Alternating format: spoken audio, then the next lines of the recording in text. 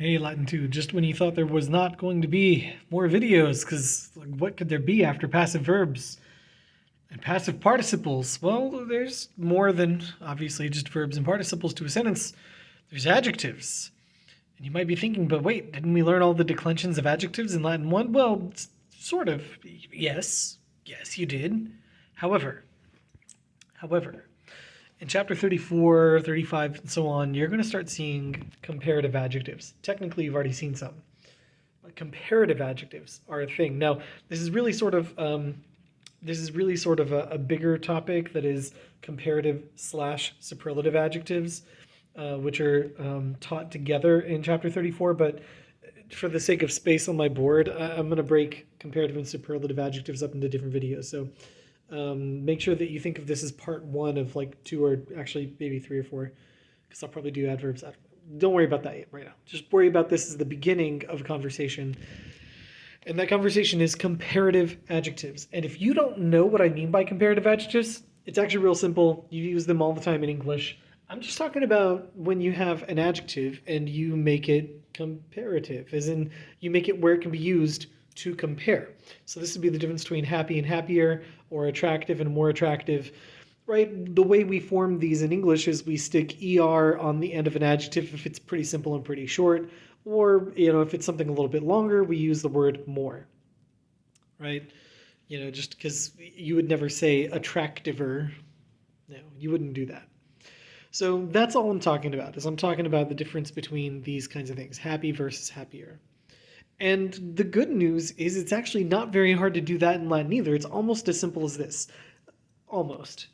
You see, what you do is you take the stem of the adjective and you add IOR to it, which is pretty similar to adding ER to the end of something. It's extremely similar.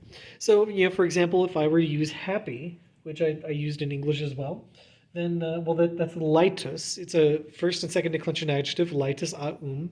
The stem of that would be light. So I take the stem, I add IOR, now it means happier. If I took a stem like more attractive, really this sort of means pretty. It's not quite the same as attractive, but close enough. It's pulcher, pulcara, pulcra, pulcrum. The E actually drops away in the stem, so I would take pulc with like the R, but without the E, and make it pulchrior, and now it means prettier or more attractive. Or, I might have a third declension adjective like utilis, right, which means useful. Well, my stem would be everything before the is, so util, and it would become utilior, and now means more useful. So, we're going to roll with that. I'm not refilming for the bell. And, you might even have something that's a little bit more involved, like this third declension adjective down here, where there's actually a stem change that you can see from the nominative to the genitive. But you know what? That's totally fine, because you can still find the stem from the genitive, which is inert, and add an IOR to that, inertior. So whereas iners means like lazy or unenergetic, inertior would be lazier, more unenergetic, something like that. So that's all you have to do, sort of, right? Like this is me taking stems and adding IOR to it, but as we know about Latin adjectives, they parse, they decline, right? Like they have case, number, and gender, because they have to be able to agree with any noun of any case, number, or gender. So you have to be able to decline these too. The good news here is it's actually not that bad. So you're going to take that principle that I just showed you, which is taking the stem and adding IOR to it, and then at the end of that OR, you're just going to add third declension endings. And it doesn't matter what declension the adjective was when you started. Lightus, for example, was first and second declension. Utilis was third. But when you add the IOR to make them comparative, you're going to use third declension endings no matter what. Which shouldn't be surprising, right? This looks a lot like a bunch of nouns we know. It looks like arbor, it looks like senator. There are a whole bunch of nouns that end in OR that get third declension endings, and this adjective is going to behave just like those. If it's masculine or feminine. If it's neuter, you do have to be careful because there are a couple of weird spots. Mostly it's the same. No surprise. That's true of third declension neuter nouns as well. They mostly look the same as masculine and feminines, but there are a couple of spots where they look different. And what you get is in the nominative, instead of laetior, you can have laetius, which of course repeats in the accusative. And then in the plural, you're going to have laetiora instead of laetiores, which repeats in the accusative. Otherwise, it's the same. So that's what these forms actually look like.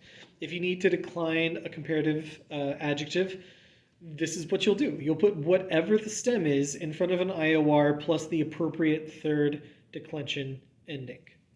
Not so bad.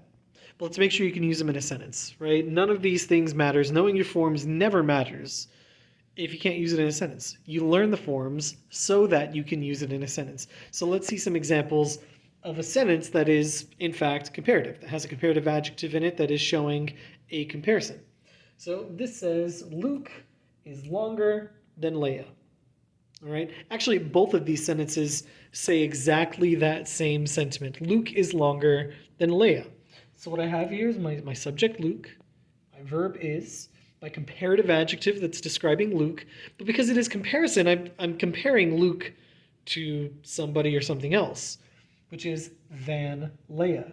So I'm translating quam here as than, and then Leah is just going to be in the same case as Luke. Anytime you're using quam to compare, you're just going to put whatever you're comparing in the same case as to whatever you're comparing it to. Very often this is going to be in the nominative like these are, but it could actually happen with some other case as well. I don't have another example like that where it's in a different case written up here. You'll just have to take my word for it and watch for it when it comes up. By the way, little quick aside, this is why quam is one of your problematic words. If any of you guys are taking my advice about, keeping a spot in your notes for problematic words, this is the third way that we now know how to use quam. After, exclamations where we translate it as how, after the feminine accusative relative pronoun that we translate which, and now than. But, only than if it's with a comparative. Gotta use context clues.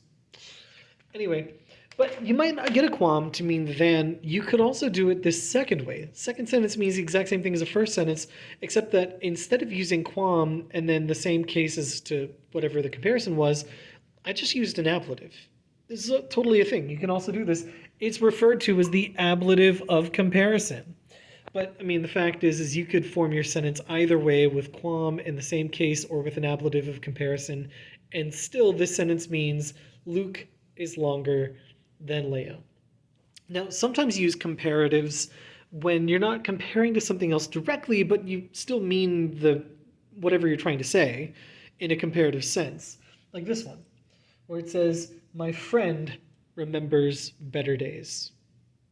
Better days than what? Well, it doesn't say better days than what, but you would still translate this as better, and it's still, in the same case number and gender as days. So my friend remembers better days, right?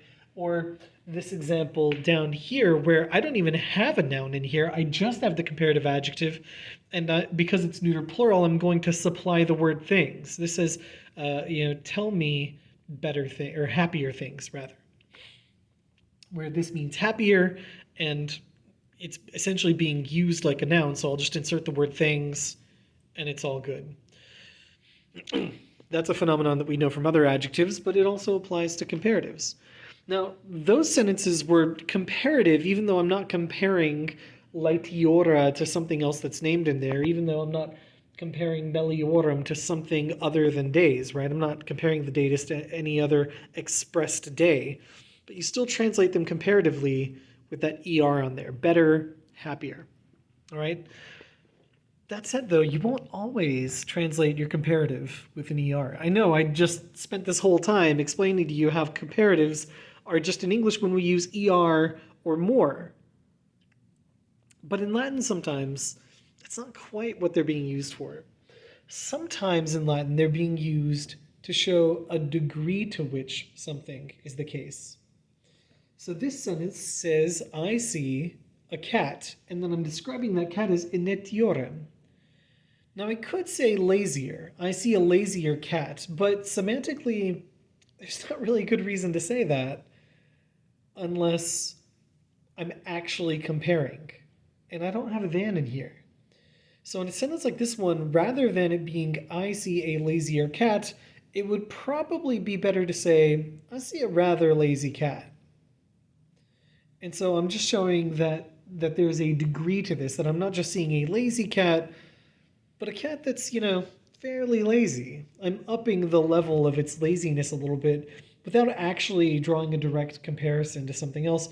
And this is totally a thing that Latin adjectives can do. This is going to be more relevant when we do superlatives, but you'll have to wait for the next video, which is to say another day or two, to get that. Unless you're watching this in the future, and then I'm sure it's already there. All right?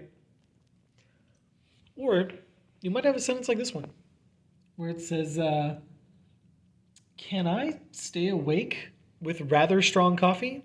Actually, I kind of love this one because in this one where I'm using the comparative of strong to describe coffee, I know the classical Romans wouldn't use this adjective that way, but in modern English we do all the time. Even to the point that some people call strong coffee, some people call it bold coffee, which I think is a weird way to say it, but whatever.